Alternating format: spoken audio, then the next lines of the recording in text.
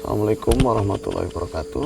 Masih bersama kami Nindas Luhur. Masih ada Mas Tommy, Puroduying, Mas Wandu, juga saya sendiri Ayung. Tadi rencananya sih mau diterusin besok, cuman apakah kadung udah kadung di sini, ternyata kalau diselesai besok juga urusannya sama malam ini juga ya kan. Akhirnya kita terusin. Tadi udah ada yang datang, nanti kita akan coba cari tahu ya sebenarnya apa gitu. Tapi kita akan mau lanjut lagi. Jadi tadi di awal kita udah disebutkan sama penelusurnya Mas Tuying bahwa beliau Barakamulya bertapa atau tafakur di tempat tadi ya, di desa Dukuturi sebelah Kulon itu di tahun 1721. Di tahun tersebut itu kan lama banget ya, itu masa-masanya udah VOC ya. Udah masuk VOC itu ada peristiwa apa sebenarnya Mas kira-kira di tahun itu? Kenapa gitu? Maksudnya kan dia seorang darah biru. Apakah dia memang ya jarang lah, mungkin langsung bawa beduduk ke situ, mesti kan ada peristiwa gitu. Peristiwanya apa misalnya gitu? Yang kelihatan gitu. Pada tahun itu sih kayak ada apa ya, resesi ya Mas, kayak ada ya resesi, perebutan kekuasaan. Pasti di mana ada pemimpin yang naik pasti ada yang kontra ya, pro kontra. Terus jadi kayak gitu. Ini kalau di pembabakan Mataram Islam gitu di tahun tersebut memang sudah di zaman-zaman akhir masa akhir gitu ya, akhir Mataram Islam. Jadi memang banyak sekali pergantian tahta. Iya. Tentu itu dipengaruhi juga mungkin adanya VOC yang ikut berperan, ada mungkin eksploitasi yang seperti itu. Dan kalau dibaca di literatur memang di tahun itu lagi gencar-gencarnya tanam paksa itu. Iya. Makanya apa mungkin bahwa Margamulya keluar dari lingkup kerajaan untuk hanya sekedar mengembara? Apakah dia tidak ingin ikut campur perseteruan antara saudara-saudara? Bisa jadi kan pertumpahan darah sesama keluarga. Kemudian dia menghindar mencari ilmu yang berguna bagi dia lahir dan batin. Tapi yang nampak sebenarnya seperti itu ya. Iya. Kayak nggak sejalan gitu ya Mas. Iya, nggak sejalan. Pergolakan batin gitu. Baik. Ini yang di belakang makin deket-deket aja nih Mas. Ini aku terusin lagi, jadi whatever lah nanti itu yang jelas. Itu ya, karena memang yang datang modelnya begitu, jadi kepalang tanggung. Itu di sana tadi siang saya sama Mas Tommy ngelihat, apalagi udah dikulik sama jenengan tadi, ternyata seorang penyiar menyiarkan syariat, ilmu tauhid dan lain-lain. Ternyata belakangan hari, ya udah lama sih, banyak sekali sesaji di situ, dan orang kebanyakan mengkultuskan itu sebagai makam, sebagai buat njaluk, buat minta lah untuk kekayaan. Kalau orang dulu kan menyerahkan sesajen, kalau kita mau hajatan, di situ ada seorang makam atau petilasan, dia mengasih sesajen itu buat penunggu situ atau boraksonya, penghormatan untuk saling menjaga. Kalau kita hajatan nggak ada gangguan dari alam yang nggak kelihatan gitu loh maksudnya. Kalau sekarang kan berubah fungsi, ya kan, untuk meminta kemuliaan. Benar sekali. Jadi apalagi di daerah situ dahulu banyak sawah. Di situ ada yang terkenal dengan cupang karungnya ya. Dulu orang-orang dulu minta cupang karung. Ada suatu seperti apa itu cupang karung ya, Mas? Ya pesugihan juga, cuman ada potong mangga yang kecil di situ tempatnya. Untuk sekarang udah nggak ada. Mungkin dari situ tadinya tempatnya di situ, dia beralih fungsi ke tempat petilasannya Mbah Margamulya yang di Pohon Beringin itu. Iya benar. Karena dulu memang di situ kan belum ada kali, masih perkebunan, pertanian lah. Pertanian di pohon mangga tadi buat mencari kata buat kekayaan lah. Ya, tadi beralih ke petilasan Mbah Margamulya tersebut. Iya. Nah itu secara batin tadi udah diungkap bahwa makna dari Mbah Margamulya kan sangat indah ya. Kita memang sebagai manusia yang memang tujuannya itu mencapai kemuliaan di sisi lahir dan batin, ngarsaning pangeran lah. Tapi itu disalahgunakan, disalahartikan. Berarti kan ada yang menutupi ya Mas ya? Ya, yang dari situ, yang tadi saya bilang, waktu itu ada sebuah pohon mangga yang Jepang kantong, kalau dia udah dapat kantongnya, dia bakal kaya. Ya dari situ pasti dia hilang, mungkin pindah ke situ. Kemungkinan pindah ke situ untuk menutupi hal yang positif di lingkungan, jadi hal yang negatif. Jadi kalau umumnya kita dengar dari Warga ya. dari warga, juga kita ngaji dari orang tua. Kalau misalnya taruhlah seorang pendakwa, penyiar, para wali misalnya, itu kan mencorong gitu ya. Ada Masa mau ngasih sinarannya nomor, gitu. ada yang minta sejen kasih nomor, kan kayaknya mustahil banget ya. Mungkin kalau kasih sesajen gitu terus dimakan sajennya ya nggak mungkin ya. Dia udah nggak butuh apa-apa ibaratnya lah. Dia butuhnya ilmunya dihidupin, biar yang hidup iya. artinya hidup. Iya, nguri-nguri ilmunya beliau, kita bisa belajar, bisa ngamalin, itu udah bahagia sekali gitu kan. Bermanfaat lah. Berarti kalau misalnya ada sesaji terus misalnya Mas Tuying terus nggak ada, berarti kan yang ngambil beda ya. Iya. Nah, ini ada yang apa ya, aku berapa kali kita di Nidas Luhur, tapi di situ ada sesaji yang agak nyeleneh, beda. Bukan nyeleneh, mungkin di situ ya? umum. Unik. Jadi yang nampak di situ yang belum dibuang sih dan masih fresh banget, itu ada kendi tanah liat, bentuknya segini lah, agak besar sekali gitu. Terus ada nasi liwet ya Mas? Iya, nasi liwet dan lauknya. Lauknya ayam, dodol mentok ini loh. Enak dong. Iya, masih baru. Pada itu kan saya sama Mas Tommy kan belum sarapan ya waktu itu. Ya hampir tertarik gitu kan. Jangan Yung itu jangan gitu. Nah, enggak, kasihan yang di belakang gitu. Iya. Nah, ini mungkin gini, kita akan tarik ke belakang. Tadi jangan bahas gitu dulu deh. Sesaji penjelasannya Mas Tommy tadi. Kalau orang dulu mau hajatan, mau ada perlu, kita ada unggah-ungguh kita ngasih, bukan berarti kita apa namanya, kalau persepsi orang sekarang itu menduakan Gusti Allah apa dan lain-lain, enggak. Dan leluhur bahwa kita nggak hidup di alam ini sendirian. Iya. Ada makhluk-makhluk yang lain, ada yang kasat mata dan ada yang tak kasat mata gitu loh. Iya, ada sisi lain di luar kita sebagai ya sesama makhluk, ada ungguh-ungguh sesama makhluk. Mungkin bangsanya beliau juga mendoakan juga ya kan, biar yang penting jangan mengganggu itu saat ada. Paling enggak ya seperti itu.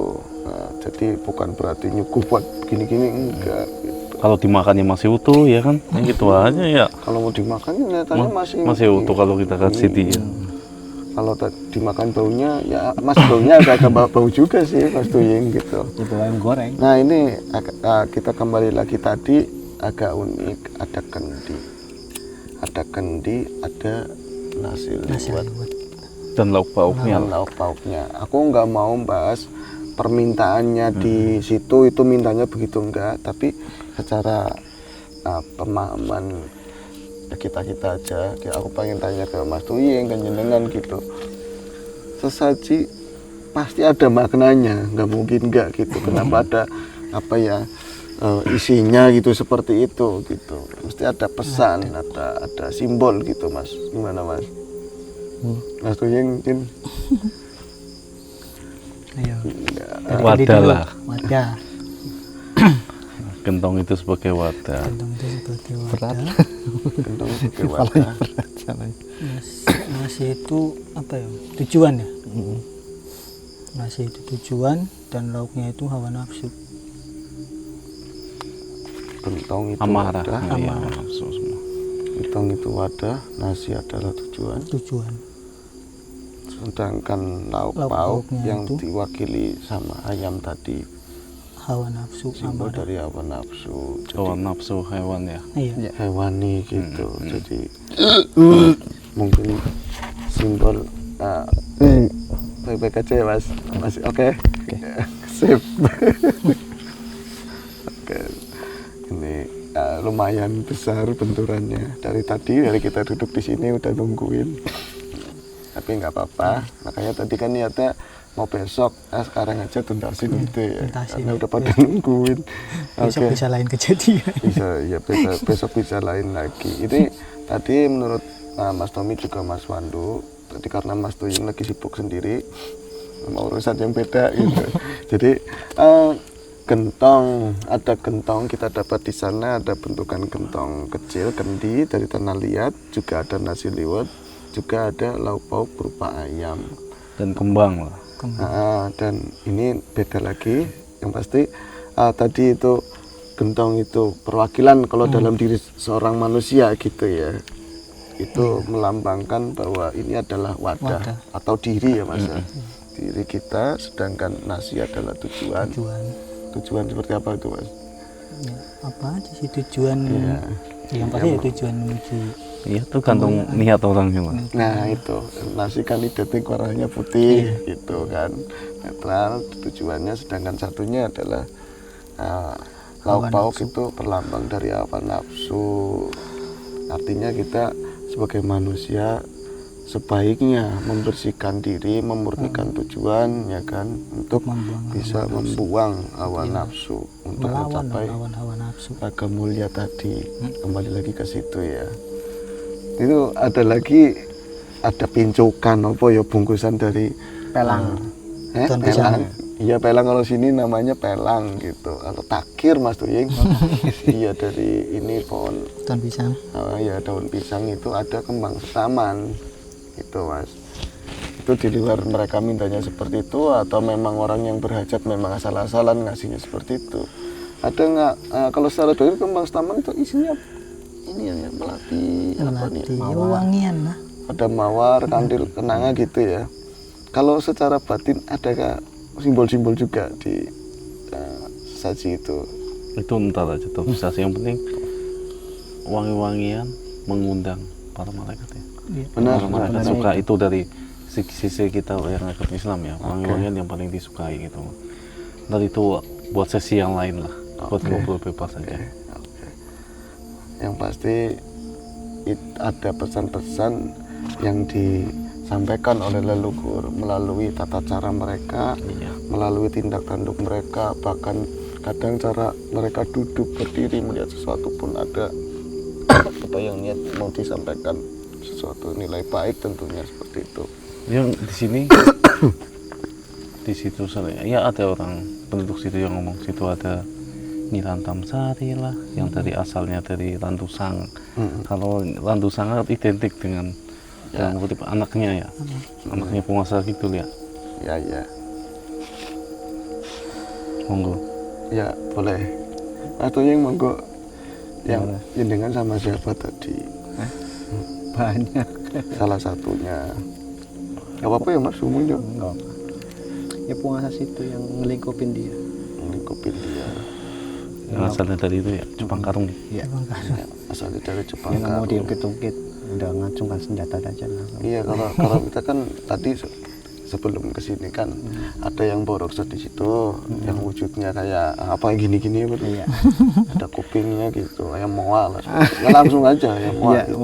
kayak mau belut ya kayak Kayaknya urusannya ada selesai gitu, kok ini ada beda lagi gitu. Itu ternyata dari lanjakan yang dari Jepang Karung tadi gitu. Oh, udah beres Mas? Beres-beres enggak gitu? Jadi ini sih diadangin gitu kan, nggak bisa masuk. Iya. Makanya dia bilang ngacungkan senjata udah. Katanya mau perang itu kan. Jadi inilah di Dinas Luhur kita nggak mengurang-urangi, juga nggak melebih-lebihkan. Kenapa memang kita nggak nggali situs gitu? Yang Kita nggak di situs, nggak lalu mediumisasi ya. kita nggak. Kita mulai olah batin. Kalau mediumisasi bisa menyakiti orang ya. Kecuali dia masuk, kita yang nyuruh masuk, kita yang ngeluarin sendiri, bukan orang lain. Nah, ntar kita ada kayak gitu. Kalau mau mediumisasi, pasti itu bukan dari bangsa yang tidak baik ya. Kita mau yang mediumisasi itu bangsa yang baik. Karena bangsa yang nggak baik itu banyakan tipuan itulah. Makanya kita nggak mau mediumisasi. Bukannya kita nggak bisa, kita bisa. Insya Allah kita bisa. Tapi bukan tujuan kita untuk mengetahui itu. Untuk memberi petunjukan, enggak. Kita di sini adalah Nilas Luhur. Kita pembeda. Kita berbeda sama yang channel yang lain. Insya Allah kalau ada teman-teman di luar sana yang lagi nonton kita, kok bertanya-tanya, ini bedah makam, ini kok bedah situs, tapi namanya kok nggak diomongin. Sebenarnya itu ngerti nggak? insya Allah kita ngerti, catatan ada, Iya. semua kita dapat, tapi Cuman bukan buat umum ya, buat kita aja. nggak mau Karena dibaca. kita kadang kita punya nama ini, ada yang lain punya nama ini, kita nggak mau itu ada perdebatan. Ya, kita punya pegangan masing-masing Untuk itu, menghormati menghormati. mereka. Iya. Iya, Nama yang ada aja itu, yang nama di aslinya kita buat kita diri sendiri, karena kita tidak mau itu menjadi pertikaian. kecuali itu memang sudah makam yang tertulis. Makam tertulis, karena ini kan belum tertulis.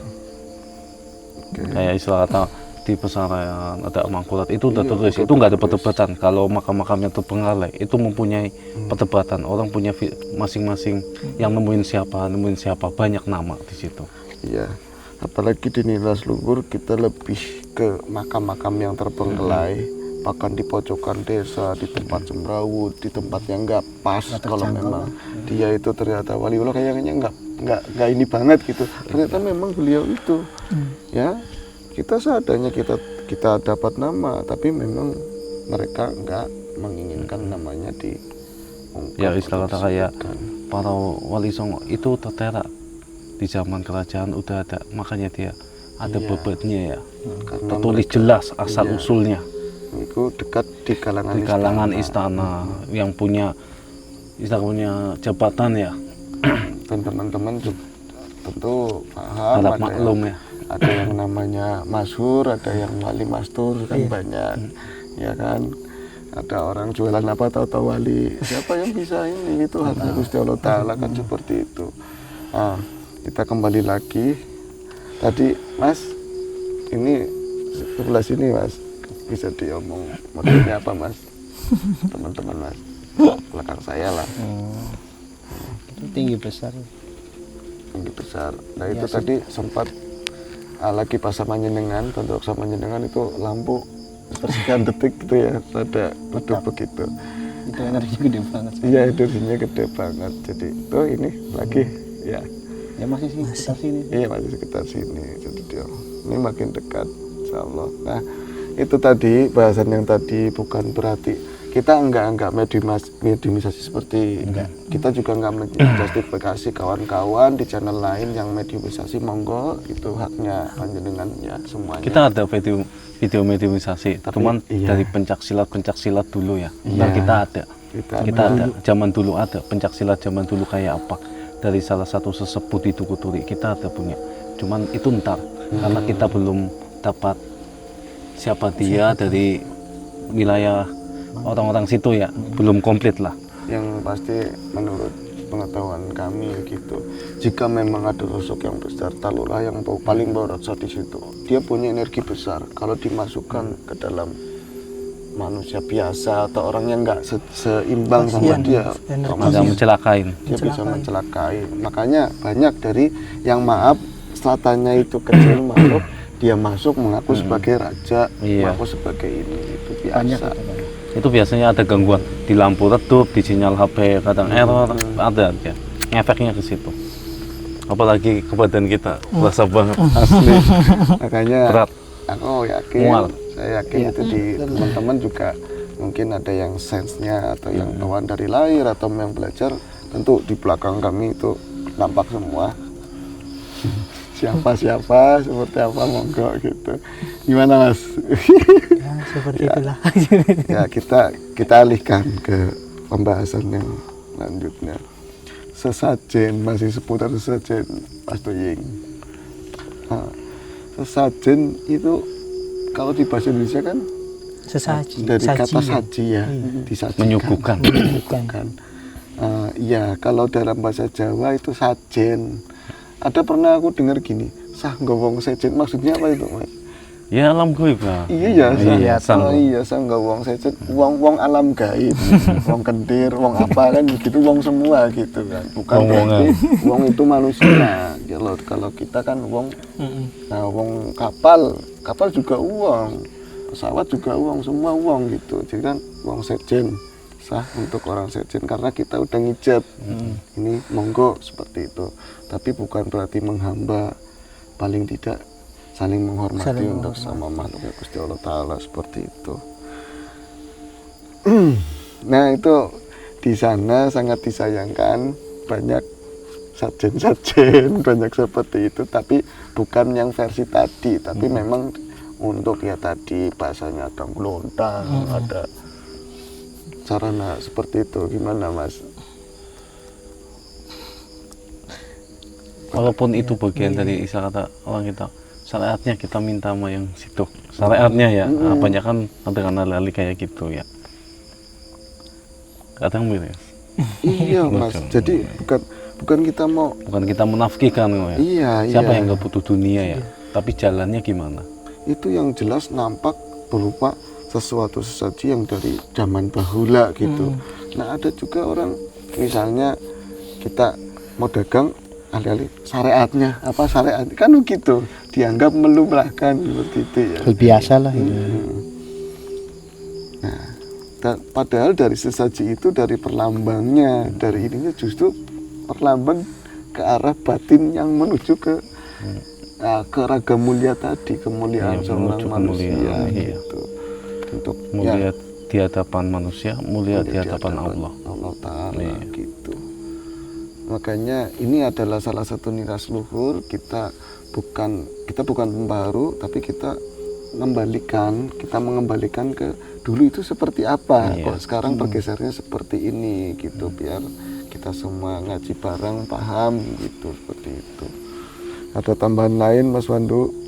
Ini kalau lampunya lap-lap mulu. Akhirnya areanya nggak mau di belakang Mas Toing, di belakang kita mulu. Jangan mikir yang enggak sih. Enggak mikir yang enggak.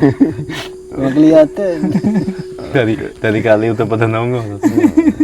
Iya, mungkin di situ yang penyambungnya yang di Kali Kemiri ya, Mod. Iya. Ada penguasa-penguasa di situ ya. Iya, itu dekat sekali juga dari Bendungan, nggak jauh. Dan ngalornya juga nggak jauh dari pesisir. Iya. Jadi memang kalau misalnya udah kali ada apa namanya pesisir. Ya udah pasti gede-gede lah. Ya nggak di mana aja sih, cuman banyak kan ya modelnya begitu. Kalau orang dulu malah ngasih sesajen itu biasanya Di larung. telur dadar. Oh telur dadar. Tapi ya Mas itu Mas. Hah? Penjelasannya begitu. Enggak tahu. Apa senangnya telur? Ya orang dulu mungkin dengan kayak mencari hewan ternak susah gitu ya, dia masa telur bulat katanya masaknya gimana kali ya. Jadi bikin lah telur dadar ya. Itu kan baiknya orang kuno. Iya. Orang dulu kan begitu. Kalau orang sekarang itu malah makin pinter tapi makin ngecek gitu sama para lelembut bahasanya gitu. Minta nomor telurnya mentah. Apalagi ada yang minta ayam cuma berapa duit ya kan? Iya kan, Banyak, kayak tapi ada aja yang mau karena pengen mulia di dunia ya, Iya. hina di akhirat. Kayak tadi situ yang apa ya, yang ringan lah tadi. Telur. Nasi telur. Kasih telur. Ya kalau misalnya saya jadi gaibnya repoti banget gitu. Masaknya gimana ya? Masaknya gimana? Kalau orang dulu justru jadi kadang-kadang Sajikan. disajikan, dipincuk, dibakar. Udah jadilah, tinggal makan. Tinggal lep gitu ya kan. Kan ada iklannya seperti itu. Buat hiburan Mas Tohi. Iya benar tentu beres paneng ya. Iya biar batinnya kemana-mana tapi kan dohirnya agak fresh gitu. Monggo diunjuk Mas. Iya. Ini ada yang lain lagi Mas Wandu, coba. Apa itu?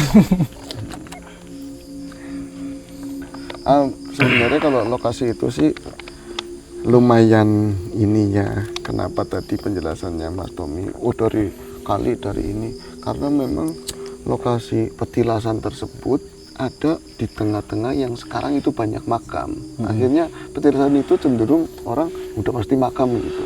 Padahal petilasan dan itu memang ada makam banyak jumlahnya dan adanya di pinggir kali, Kali Kemiri. Nah itu warga setempat mengatakan itu bulak. Boleh nggak kiranya kalau bertanya gitu, kenapa disebut bulak? Ya karena dilingkup dengan air kali ya. Muter bulak lah. Oh bulak dari kata bulak gitu ya. Di sebelah sana ada sungai Patah ya katanya. Benar. Sungai Buntung lah.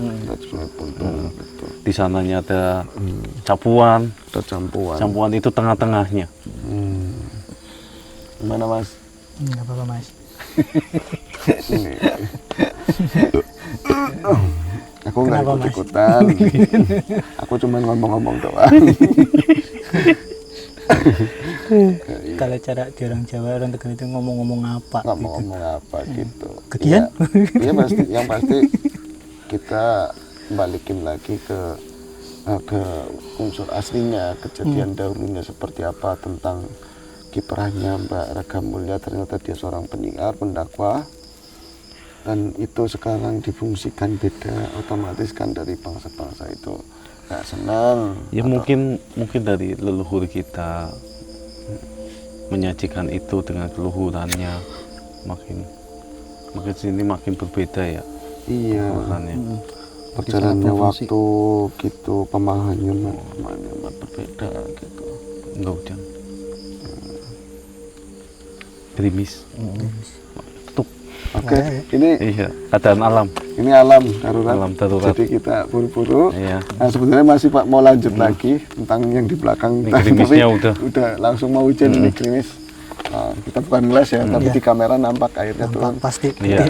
Kita tutup dulu. Terima kasih sekali buat kawan-kawan semua yang masih mantengin Niras Luhur. Semoga kalian selalu dalam keadaan sehat, dalam keadaan baik, dan semoga selalu diberikan yang terbaik oleh yang terbaik. Oke, assalamualaikum warahmatullahi wabarakatuh. Waalaikumsalam.